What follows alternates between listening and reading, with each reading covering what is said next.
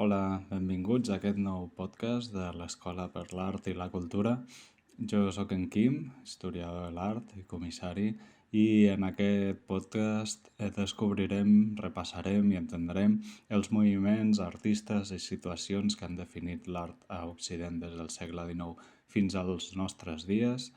I el programa estarà organitzat per etapes cronològiques que avançaran sobre les diferents tendències de les arts visuals i les seves representacions més importants. I avui viatjarem als segles XVIII i XIX per parlar del romanticisme i de la mirada del subjecte en l'art. Són molts els factors que ens fan pensar en que el romanticisme és un moment en el que es trenquen algunes de les tradicions artístiques que ens condueixen cap a la modernitat i posteriorment a les pràctiques artístiques contemporànies, clar. Aquests factors es poden analitzar des de l'estètica, però també és important ser conscients dels canvis que afecten l'art a nivell sociològic, uns canvis que provoquen nous paradigmes en el pensament i en el món de l'art. Alguns dels aspectes més representatius que ens venen a la ment al pensar en el romanticisme són, per exemple, les emocions expressades per l'artista a través d'una cosa que en diem l'experiència estètica o la funció social de l'art que es tradueix algunes vegades en crítica social. Podríem dir que és en aquest moment que l'artista introdueix de manera expressa la seva pròpia visió del món. Es legitima que la psicologia de l'artista i les seves emocions estiguin plasmades en l'obra. És un error freqüent extrapolar la funció psicològica a tota la història de l'art, però és a partir del romanticisme que es comença a legitimar socialment el fet que l'art pugui utilitzar-se com a compensació psicològica. Anteriorment no es pintava o s'esculpia perquè la societat s'interessava per les idees o els problemes dels artistes, sinó perquè el seu treball tenia una clara funció social que servia als interessos dels seus clients i de determinats sectors socials. Això no exclou que dins d'aquest marc alguns artistes poguessin projectar aspectes de la seva personalitat, ideologia, emocions, fins i tot en les seves obres, però només l'artista modern té la possibilitat d'utilitzar l'art per a fins privats, d'expressar-se a través d'un codi estrictament individual i, a més, sobretot, molt important, tenir l'expectativa que els resultats puguin tenir la més alta valoració social i cultural. Aquesta expressió dels pensaments individuals ens condueix a una altra idea. Només en època moderna es legitima la possibilitat que l'art pugui utilitzar-se com a instrument de denúncia social com a tal. Com Donald Egbert va assenyalar, el modern radicalisme artístic, com és l'art d'avantguarda, deriva del radicalisme social i aquest té el seu origen en la Revolució Francesa, és a dir, en un marc en el qual comença a constituir-se l'actual sistema democràtic, les llibertats polítiques i el sistema de partits. I posteriorment, al segle XIX, el xoc del capitalisme i del progrés industrial amb el socialisme i les utopies romàntiques va ser un dels factors que van provocar un augment de reflexions i propostes entorn la naturalesa i la funció social de l'art. La progressiva debilitació de la tradicional relació entre els clients i artistes i la creixent importància de determinats mitjans tècnics, com són les tècniques del gravat, que permetien ampliar la producció i, per tant, abaratir el cost de venda i democratitzar els públics, una quantitat més àmplia de públic podia comprar una mateixa obra, per exemple, van fer que els artistes poguessin deslligar-se progressivament de les idees i intencions del marxant, és a dir, de qui encarregava l'obra, per mostrar el seu món interior i la seva visió del món. El gènere de la caricatura és un exemple clar de la legitimació de l'art en la seva funció social, en forma de crítica, i de com la visió de l'artista es comunica als grans públics.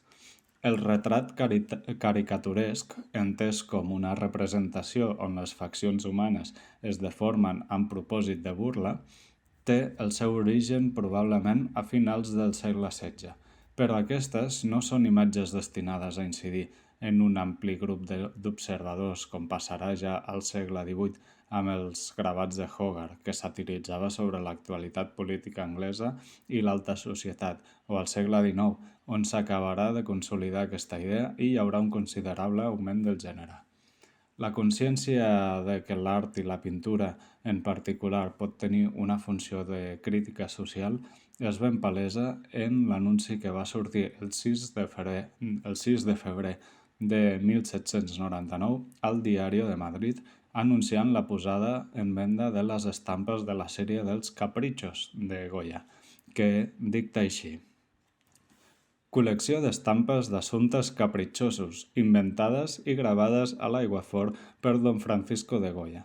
Persuadit l'autor que la censura dels errors i vicis humans pot també ser objecte de la pintura, ha escollit com a assumptes proporcionats per a la seva obra d'entre la multitud d'extravagàncies i desencerts que són comuns en tota la societat civil i d'entre les mentides vulgars autoritzades pel costum, la ignorància o l'interès, aquelles que han cregut més aptes per subministrar matèria per al ridícul i exercitar al mateix temps la fantasia de l'autor.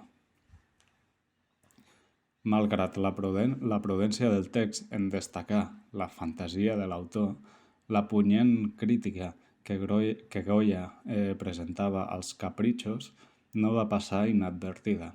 Les al·lusions a l'Església i a la Inquisició, a la forma de vida de la noblesa i els governants, a les lleis i l'administració de la justícia, o bé al món de la prostitució i a les supersticions, van tenir conseqüències immediates. El 19 de febrer, unes 2 setmanes després de la primera publicació d'aquest anunci al diari, va aparèixer per última vegada l'anunci al dit diari. I 2 dies després, el dia 21, va ser cessat del seu càrrec com a secretari d'Estat don Francisco Saavedra, que era protector de Goya. Més endavant, i probablement per por a la Inquisició, Goya regalà al rei les planxes i els exemplars dels gravats que li quedaven.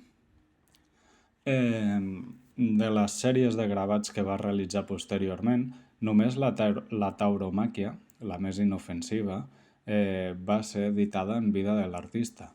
Després de la seva mort, encara van haver de passar més de 20 anys perquè la sèrie dels desastres de la guerra i los disparates tinguessin la seva primera edició, els anys 1863 i 1864, respectivament. Determinades condicions del context social i del camp artístic, com veiem, permeten o afavoreixen la funció crítica de l'art, però, com es pot veure, aquestes condicions també poden censurar-la. Un altre exemple de la funció social de l'art en el segle XIX el trobem en algunes pintures de l'artista anglesa Emily Mary Osborne, una de les pintores més reconegudes de l'època victoriana i es pot considerar precedent del prerafaelisme.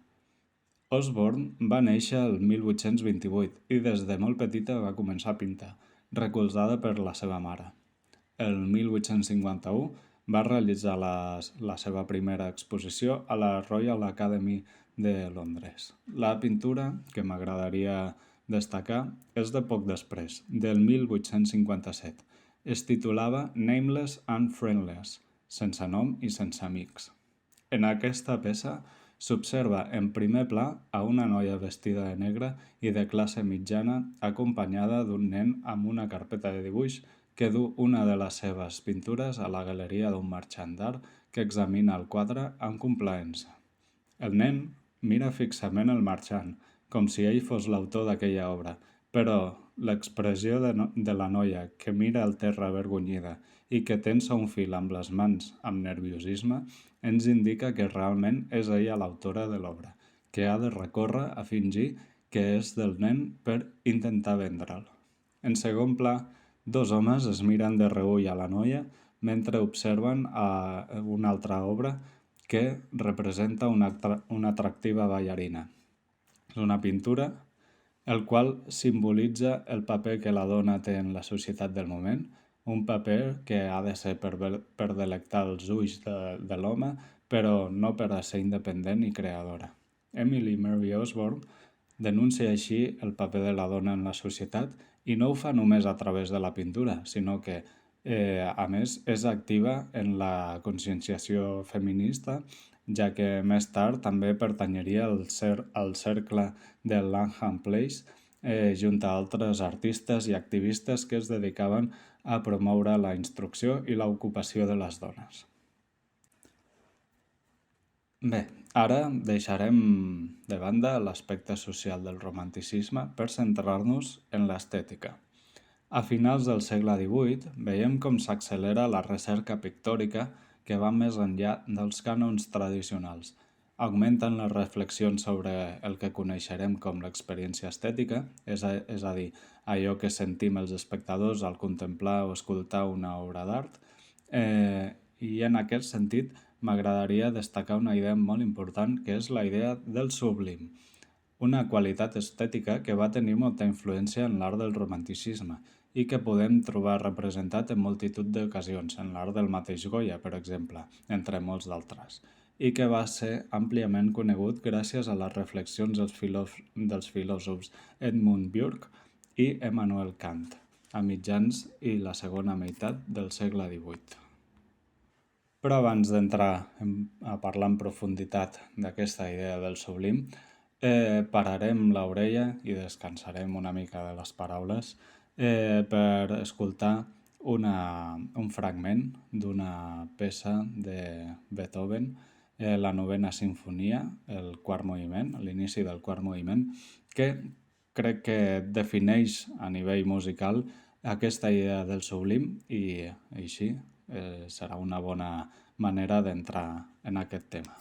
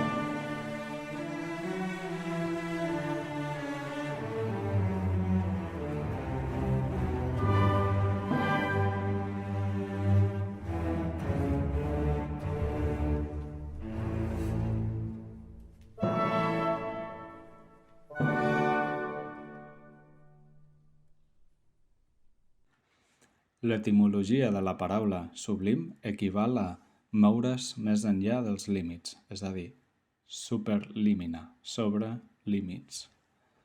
Aquesta categoria estètica, doncs, manté relacions amb la bellesa, però l'observa amb una major distància. Björk va escriure reflexions sobre aquesta categoria a Indagació filosòfica sobre l'origen de les nostres idees sobre el sublim i el bell, un llibre publicat el 1757. Segons Björk, el sublim produeix la més forta emoció que la ment humana és capaç de sentir, degut a que conté un aspecte dolorós absent en el sentiment de la bellesa. Björk proposa com a font del sublim tot allò que resulta adequat per excitar les idees de dolor i perill, és a dir, tot allò que és d'alguna manera terrible, o es relaciona amb objectes terribles, o actua de manera anàloga al terror. En el sublim, l'home està esbalaït per la grandesa. En un primer moment, aquesta tormenta el desconcerta, però després reacciona amb admiració o por.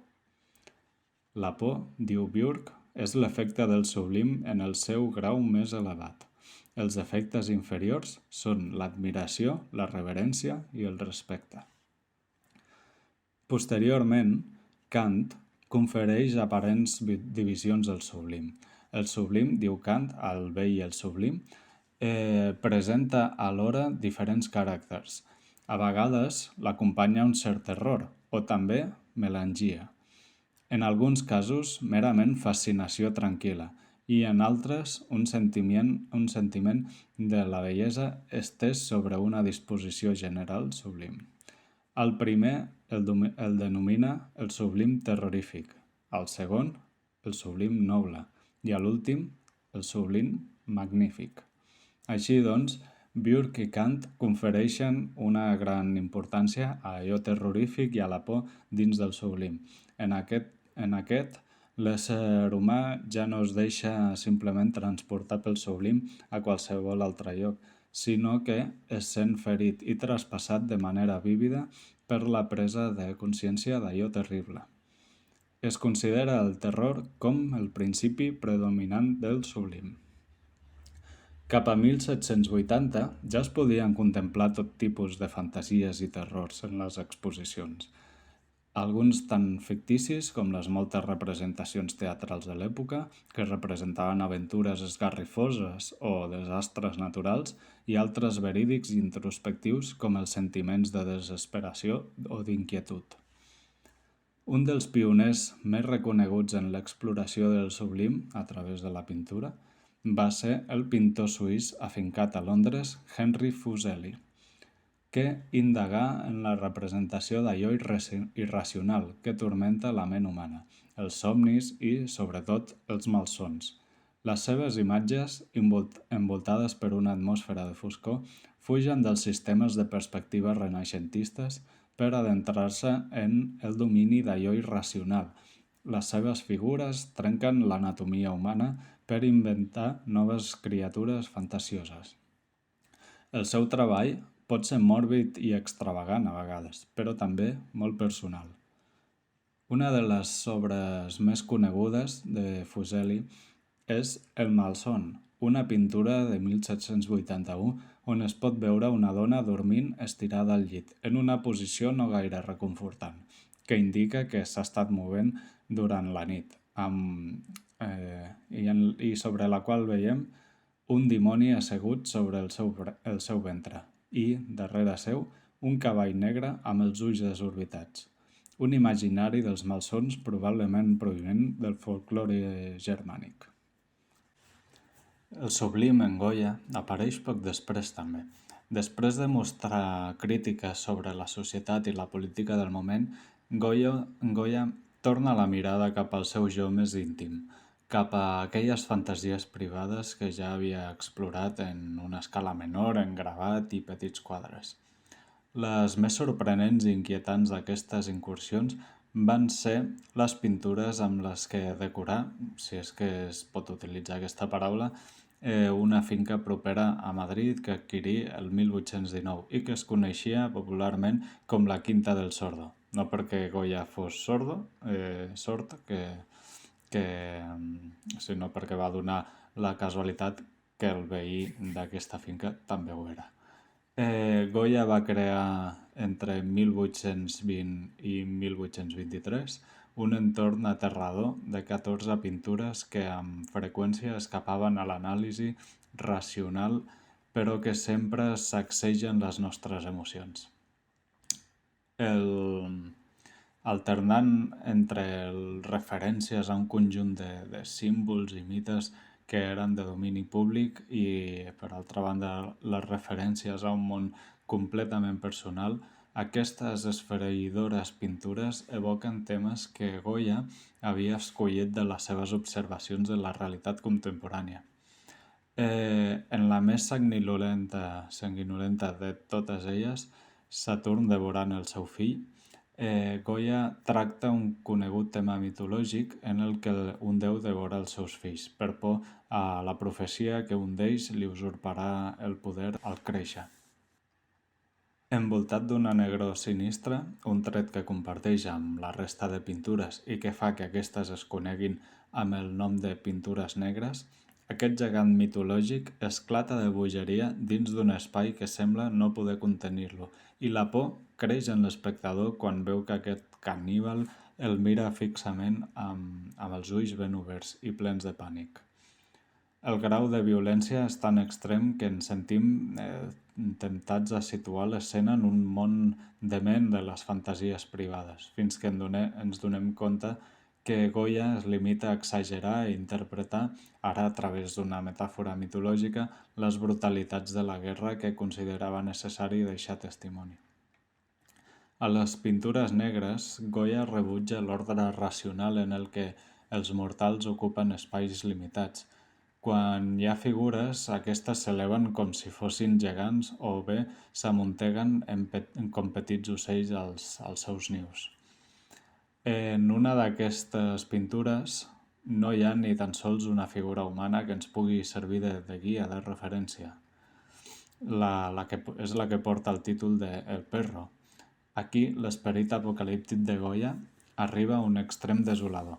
És una pintura en la que no hi ha res en absolut, tret d'un cap de gos que sembla perdut, amb el cos possiblement enterrat en una matèria indefinida, que podria ser arena, terra o aigua.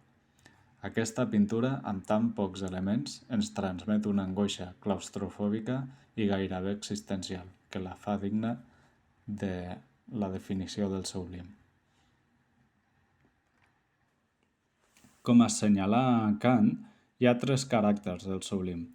Fuseli es relacionaria més amb l'aspecte terrorífic, però en el romanticisme abunden les representacions del sublim noble i el sublim magnífic, representades a la perfecció per autors com l'alemany Caspar Friedrich o l'anglès William Turner. En moltes pintures de final del segle XVIII i principis del XIX, el paisatge juga un important paper com a reflexe de l'esperit predominant en cada escena. És el cas, per exemple, dels arbres, concretament salzes, que semblen plorar al costat de la trista figura femenina que protagonitza l'obra Malenconia, de la pintora parisenca Constance Maria Carpentier. I, de fet, a partir del segle XVIII, el paisatge adquirirà importància per si sol i es convertirà en un vehicle per a l'exploració pictòrica o emocional, amb unes possibilitats equiparables a les de l'art en el que es representen escenes protagonitzades per humans. En aquesta exploració es comencen a recercar aspectes en la naturalesa que trenquessin amb les fórmules i cànons heretats de la formació clàssica.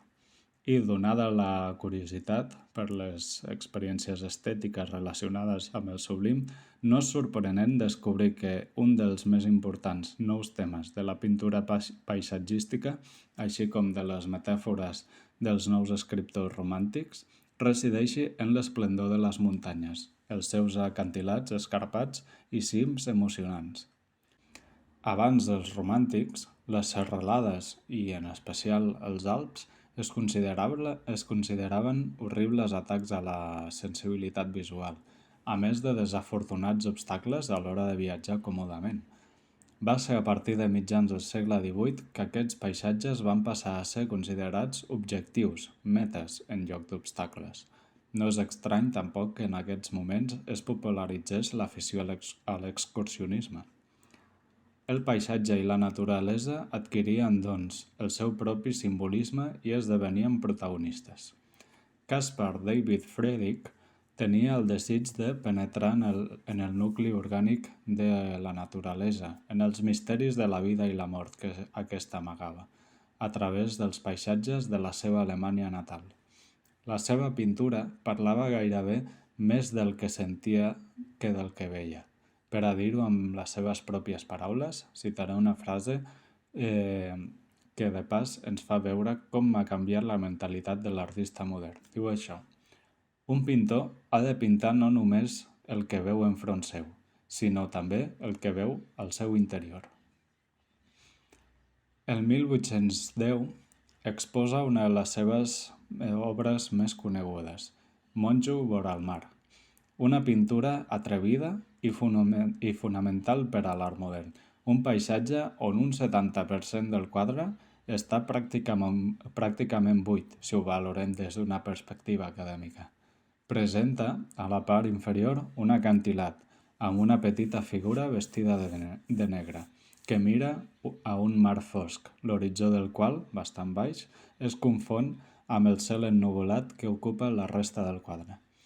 Tres elements bàsics, la terra, el mar i el cel, que Friedrich redueix a les seves característiques elementals i simbòliques. Només ens podem identificar, si de cas, amb la diminuta figura humana, que es troba solitària davant del no-res i alhora de tot. És un testimoni de la capacitat de Friedrich per a dotar el paisatge d'un intens poder emocional i evocador, però també d'un missatge espiritual, gairebé religiós, representat amb un llenguatge laic, que l'espectador modern pot trobar més convincent com a experiència religiosa que la repetida i concepcional iconografia tradicional cristiana. Si parlem de l'experiència sublim de la naturalesa, és inevitable també parlar de William Turner, que troba el caràcter terrorífic ja no en les muntanyes i accidents geològics, sinó sobretot en la violència dels fenòmens atmosfèrics, violència a la qual intenta transportar les seves pintures, fins a un punt que la imatge esdevé gairebé abstracta. En la pintura de Turner, com en la de molts altres romàntics, la naturalesa es presenta omnipotent, inclús aplastant, capaç de reduir-nos a nosaltres i tot el que hem construït en un tres i no res. El 1812, Turner va exposar a la Royal Academy Anníbal i el seu exèrcit creuant els Alps, una obra en la que es veuen clarament representades les forces inaprensibles de la naturalesa, els pulveritzadors efectes de la llum sobre la matèria i la potència devastadora de les tempestes. Aquí es pot veure com la tempesta que amenaça l'exèrcit cartaginès adquireix un caràcter propi, com si aquesta es tractés d'una entitat en si mateixa, que es desperta enfurida.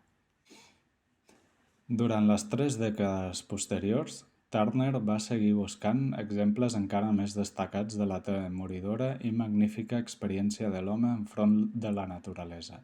I a la dècada de 1840, com ja he dit abans, arriba a desfer el món visible, com passa a la pintura Mar en tempesta, en què el moviment que provoca el vent en el cel i les onades en el mar es fonen en un mateix element a través de la claredat del sol que fa indistingible qualsevol forma, però alhora és una manera fidedigna de que l'espectador senti que està dins d'aquesta violenta tempesta on perd tot punt de referència. La particularitat de Turner, en aquest sentit, el que el diferencia d'altres pintors de paisatges romàntics és que per a ell l'espai és una extensió infinita, de manera que les coses queden envoltades en remolins d'aigua i torrents de llum i acaben per ser reabsorbides i destruïdes en el ritme del moviment universal. La seva concepció revela un dinamisme còsmic que escapa al control de la raó, però que pot arrossegar l'esperit humà a un èxtasi paradisíac o bé enfonsar-lo en l'angoixa. Mentre altres pintors romàntics, com per exemple John Constable, pinten paisatges des d'una perspectiva emocionada, els de Turner són emocionants. Però, tant si és emocionada com emocionant, en la pintura romàntica la naturalesa és concebuda com l'ambient de la vida, un ambient que pot ser acollidor o hostil, però amb el que sempre s'estableix una relació activa, no molt diferent de la relació que s'estableix entre l'individu i la societat. Entre altres motius del que podríem denominar com el final del cicle clàssic i l'inici del cicle romàntic modern, inclús contemporani, ja que arriba fins als nostres dies, destaca el de la transformació de les tecnologies i de l'organització de la producció econòmica, amb totes les conseqüències que impliquen l'ordre social i polític. Era inevitable que el naixement de la tecnologia industrial, que posava en crisi l'artesania i les seves tècniques refinades i individuals, portaria, en conseqüència, a la transformació de les estructures i els objectius de l'art. Així doncs, una vegada exclòs el valor tècnic artesanal de la producció, els artistes es converteixen progressivament en intel·lectuals, en estat de tensió permanent amb la pròpia classe dirigent de la que formen part com a dissidents. Així neix, doncs, l'artista bohemi, que és un burgès que rebutja la burgesia, de la que en menysprea el conformisme, el sistema de compravenda i la mediocritat cultural. Els ràpids avenços del sistema industrial, tant en el pla tecnològic com en el pla econòmico-social, expliquen el constant i carregós procés de canvi en les orientacions artístiques que no volen quedar-se enrere, en les poètiques o tendències que es disputen l'èxit, dominades per una ànsia de reformisme i modernisme que arriba gairebé fins als nostres dies. A partir del romanticisme, doncs, es succeiran una gran quantitat de noves tendències i cada vegada apareixeran de manera més ràpida, fins a explotar a les avantguàrdies on confluiran en el temps multitud de moviments, cadascun més trencador que l'anterior. Els moviments més importants que deriven directament del romanticisme són el de l'escola paisatgística de Barbizon i el realisme. Aquest darrer mostra com l'art continua estretament compromès amb la societat i els artistes, amb aquesta actitud bohèmia, utilitzen la seva tècnica per a mostrar i fins i tot denunciar les situacions de les classes baixes i treballadores. Amb el realisme, dues idees importants en l'època romàntica, com són la nació i la llibertat, passen a ser ideals abstractes, d'on recalquen que no és lliure ni està unida una nació en la que hi hagi un conflicte entre una classe dirigent que explota i una classe de treballadora explotada. L'any 1848, la data de publicació del Manifest Comunista i de les grans lluites obreres, l'artista François Millet exposa un quadre que representa un camperol treballant. Es mostra a un treballador com el protagonista de la representació, com un heroi moral. L'ètica i espiritualitat del treball rural serien els temes dominants en la seva obra. No obstant, el cert és que la burgesia s'entusiasma amb la pintura de Millet, perquè pinta camperols bons, que no plantegen reivindicacions salarials ni moviments progressistes, ni, a més, els pinta amb una certa poètica, de postes de sol, penombres embolcalladores i paisatges suggeridors. Per una altra banda, el francès Honoré Daumier és un exemple d'artista realment compromès amb l'avenç social i amb l'acció política. A través de les seves pintures i caricatures es mostra disposat a atacar la política hipòcrita de la monarquia i la noblesa i del corrupte sistema legislatiu, judicial i burocràtic de l'estat burgès. Va basar el seu art en un interès polític gairebé íntegre i va ser dels primers en utilitzar un mitjà de comunicació de masses, la premsa, per a influir en el comportament social. Us recomano que busqueu dues de les seves pintures més representatives, El vagó de tercera classe, de 1862, i Volem a Barrabàs, una pintura molt crítica de vora el 1850, que a més és un llunyà però clar precedent de l'expressionisme. Si François Millet, amb el que ha estat titllat a vegades de populisme, fa un pas enrere en el romanticisme, Daumier avança en ell fins l'exasperació. Per a ell, l'art no és una reproducció emocionada, sinó l'instrument d'una voluntat de lluita, un esperit que, per cert, impregna l'art dels nostres dies. I bé, més endavant sorgiran els moviments de l'expressionisme i l'impressionisme, però això ja donarà per al següent podcast. Espero que us hagi agradat i si teniu alguna pregunta deixeu-la a la secció de comentaris i miraré de respondre-la al proper programa. Així que ens veiem el mes que ve aquí al canal de l'Escola per l'Art i la Cultura. I em despedeixo amb un fragment molt petit més de la novena de Beethoven.